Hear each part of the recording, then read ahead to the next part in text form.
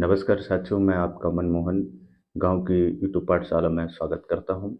आज एक बहुत ही महत्वपूर्ण मसले आरक्षण के मसले पर मैं इस वीडियो में चर्चा करूँगा। साथियों, जैसा कि आज के दिन ही सुप्रीम कोर्ट का SC/ST कोटे के ऊपर डिसीजन आया है। एक बहुत ही लैंडमार्क और बोल्ड जजमेंट है सुप्रीम कोर्ट का। साथियों, बता देना चाहता हूँ कि DY चंद्रचूड़ जो हमारे इंडिया के CJI हैं, यानी कि चीफ जस्टिस ऑफ इंडिया, उनकी अध्यक्षता में 7 सदस्यीय संवैधानिक बेंच का गठन किया गया था। यहाँ भी जिक्र करना चाहूँगा कि संवैधानिक बेंच का क्या मतलब होता है। संवैधानिक बेंच का मतलब होता है जिस सुप्रीम कोर्ट की कमेटी में या जो भी बेंच होती है जिसमें 5 से अधिक सदस्य होते हैं, उसको हम कॉन्स्टिट्यूशनल बेंच बोलते हैं। संविधान के लिहाज से जो लोग कानून नहीं पढ़ते हैं या संविधान नहीं जानते हैं, उनको समझ विकसित करने के लिहाज से ये वीडियो बहुत महत्वपूर्ण होगा। आज जो DY चंद्रचूड़ की अध्यक्षता में जो सुप्रीम कोर्ट का डिसीजन आया है, ये डिसीजन एक अफर्मेटिव एक्शन जो रिजर्वेशन में हम सुनते हैं, उसके लिहाज से महत्वपूर्ण है। साथियों, ये जो 7 सदस्यीय बेंच थी, उसने 6-1 के रेशियो से जजमेंट दिया है, यानी कि 6 जज इस रिजर्वेशन जो कोटा या क्रीमिलियर सिस्टम SC/ST कैटेगरी में भी डालने की जो बात की गई, उसके पक्ष में है। बहुत सारे बिंदु हैं, हम आगे चर्चा करेंगे। एक जज अगेंस्ट में हुए हैं, क्योंकि महिला है। अब मैं चर्चा करूंगा कि आज का मुख्यतः सुप्रीम कोर्ट का डिसीजन क्या है। साथियों, जिस प्रकार से OBC में क्रीमिलियर जो कैटेगरी होती है या मानक होता है, क्रीमिलियर का मतलब एक प्रकार से एक आर्थिक पैमाना होता है।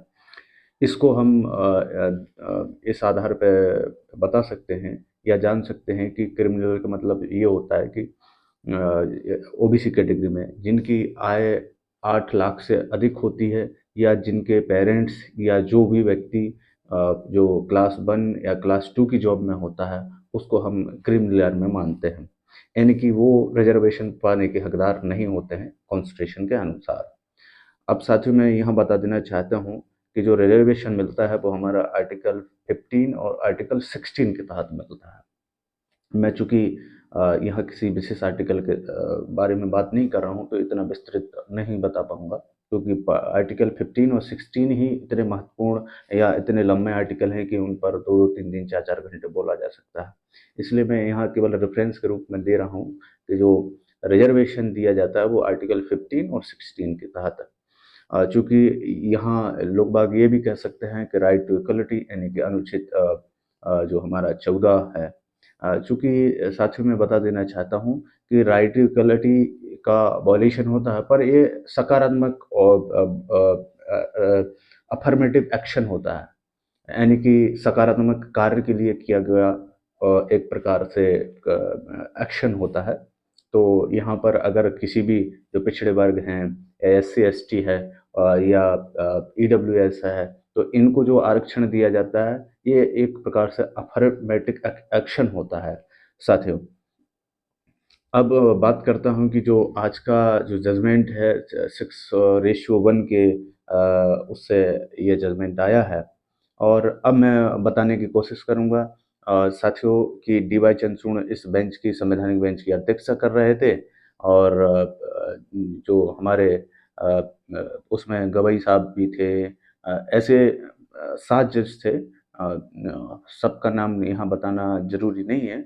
मैं अब निर्णय क्या है सुप्रीम कोर्ट का, उसका मैं एक स्टेटमेंट देके आपको बताता हूँ कि अब जैसे OBC में भी कैटेगरी होती थी, उसी प्रकार से SC/ST में भी कैटेगरी होंगी।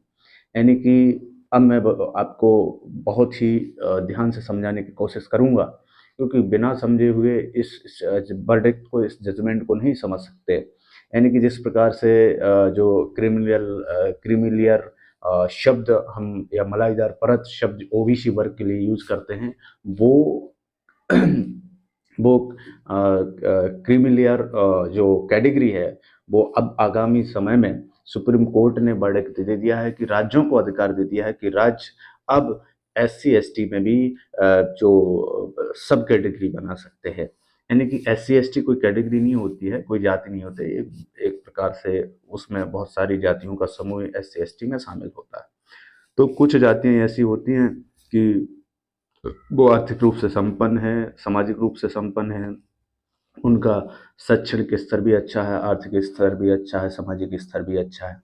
तो उन्हीं SC/ST के रिजर्वेशन के अंदर कैटेगराइजेशन कर दिया जाएगा कि किस कैटेगरी को कितना आरक्षण देना है, किसी को 1% देना है, किसी को 5% देना है, किसी को 10% देना है। अब मैं यहाँ बात जिक्र करना चाहूँगा कि सेंट्रल गवर्नमेंट में कितना रिजर्वेशन का रेशियो है। साथियों, ओबीसी के लिए 27% है, एसटी के लिए 15% है, और जो हमारा एसटी है, एसटी के लिए 7.5% है। तो ये रिजर्वेशन का रेशियो है, और ईडब्ल्यूएस के लिए 10% है, यानी कि 59.5% रिजर्वेशन सेंट्रल गवर्नमेंट में है। राज्यों में अपना थोड़ा बहुत अंतर पाया जा सकता है, क्योंकि जो ईडब्ल्यूएस का जो रिजर्वेशन है वो राज्यों के विवेक पर भी है, ओबीएस का भी है, सॉरी, ओबीसी का भी रिजर्वेशन राज्यों के ऊपर है, वो कितना देना चाहते हैं। साथियों, अब जो SC/ST में कैटेगराइजेशन की जो बात चली वो कब से चली, इसका क्या हिस्टोरिकल बैकग्राउंड है, उसके ऊपर भी मैं थोड़ा सा आपको बताने की कोशिश करूँगा।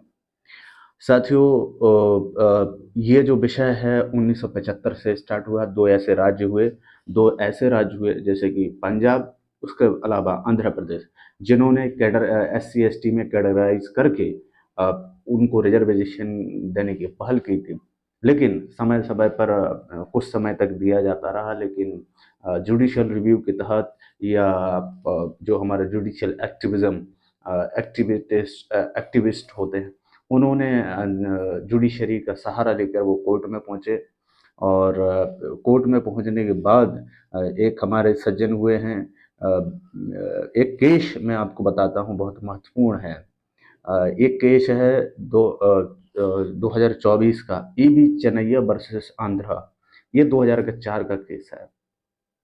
चूंकि ये जो दोनों स्टेट थे, आंध्र प्रदेश और पंजाब, इनके केस को चुनौती दी गई सुप्रीम कोर्ट में ईबी चेन्नैया साहब ने, और ईबी चेन्नैया साहब के केस में सुप्रीम कोर्ट का वर्डिक्ट आता है, और वर्डिक्ट ये आया कि ये राइट टू इक्वलिटी के अगेंस्ट है, राइट टू इक्वलिटी का वायलेशन होता है, और इस जजमेंट में जो सब कैटेगराइजेशन करके रिजर्वेशन दिया गया था उसको नल एंड वॉइड करार दिया गया सुप्रीम कोर्ट के द्वारा। ये 2024 का निर्णय। साथियों, 2004 के बाद 24 साल के बाद अब ये जो निर्णय आज के दिन आया वो बहुत ही स्वागत योग्य है। अब सुप्रीम कोर्ट ने ये कह दिया है कि अब राज्यों को अधिकार दे दिए गए हैं कि राज्य भी ओबीसी की तरह SC/ST में अब सब कैटेगरी बना सकते हैं, उनको सब कैटेगरी दे करके रिजर्वेशन दे सकते हैं। साथियों, आर्टिकल 341, 352 और आर्टिकल 15, 16 और आर्टिकल 14, ये आर्टिकल, इनको गहनता से अध्ययन करने की ज़रूरत है। एक विद्यार्थी के लिहाज से, एक प्रशासनिक विद्यार्थी के लिहाज से, या अन्य प्रशासनिक लोग भी समझने की कोशिश करें कि क्या ये जो जजमेंट है राइट टू इक्वलिटी का वायलेशन करता है या नहीं करता है। सुप्रीम कोर्ट के जजों ने क्या कहा? सुप्रीम कोर्ट के जजों ने ये कहा कि ये जो सब कैटेगराइजेशन होगा उससे राइट टू इक्वलिटी का हनन नहीं होगा, क्योंकि जो लोग बाग पिछड़े हैं, उन्हीं समाजों, SC/ST में ही पिछड़े जो लोग बाग हैं, जिनको वो समाज की मुख्य धारा में हैं, उनको अफर्मेटिव एक्शन के तहत अगर सब कैटेगराइज किया जाता है, रिजर्वेशन दिया जाता है, तो वो हमारा जो राइट टू इक्वलिटी है उसका उल्लंघन कतई नहीं है। ये हमारा संविधान इसकी इजाज़त देता है। साथियों, अब ऐसी बहुत सारी बातें होती हैं, ये बहुत ही स्वागत योग्य सुप्रीम कोर्ट का निर्णय है। साथियों, एक कोटेशन बहुत सुना होगा कि जिसकी जितनी भागीदारी उसकी उतनी हिस्सेदारी है। ये एक प्रकार से पॉलिटिकल कोटेशन है, और पॉलिटिकल कोटेशन में लोग बाग अपने जो सामाजिक वर्ग हैं, चाहे वो SC/ST जनरल, या उसी ओबीसी या SC/ST में जो कोई बड़ा समुदाय जिसकी जितनी जनसंख्या की हिस्सेदारी होती है, सॉरी ये हिस्सेदारी होती है, उतना वो भागीदारी भी मांगते हैं कि हमें शासन प्रशासन राजनीतिक पदों पर हमारी उतनी पार्टिसिपेशन भी होना चाहिए। तो ये इस प्रकार के कोटेशन जो हैं राजनीतिक लिहाज से तो ठीक हैं, पर अगर हमें जो हम कहते हैं सस्टेनेबल डेवलपमेंट और सबका साथ और सबका विकास, या जो समाज के जो पिछड़े लोग हैं, जो समाज की मुख्य धारा से दूर हैं, उनको समाज की मुख्य धारा में लाने के लिए हमें इस प्रकार के जो अफर्मेटिव एक्शन हैं या जो रिजर्वेशन जैसे उपाय हैं, उनको करना चाहिए। कुछ लोग बाग नैतिक पहलुओं का भी उपयोग करें। जो लोग अच्छे कैटेगरी से बिलोंग करते हैं, जो लोग कुछ अच्छी स्टेटस पे हैं, उनका इकोनॉमिक्स, उनका पॉलिटिकल, उनका सोशल स्टेटस ठीक है, वो अपने इथोस से ही एथिकल वैल्यूज से ही रिजर्वेशन को छोड़ें।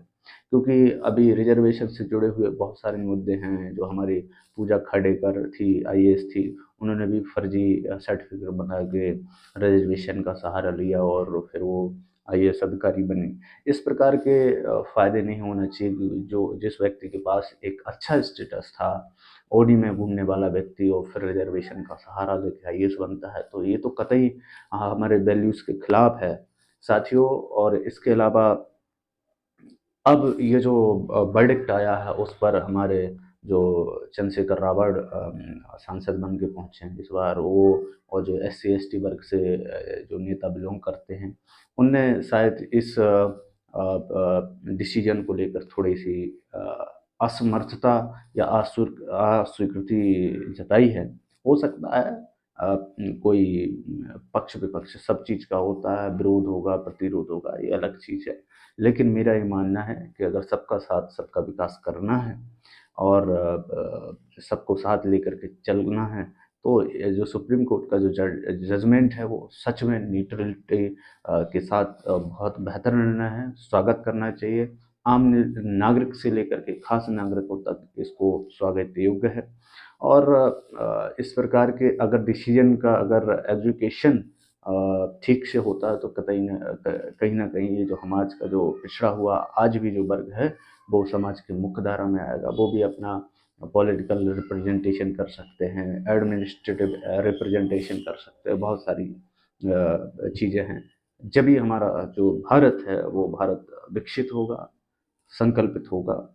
और जो कहते हैं ना कि अगर हमारी जड़ें मजबूत होंगी, तो फिर जो पौधा है ना या पेड़ है, वो बहुत मजबूत होगा।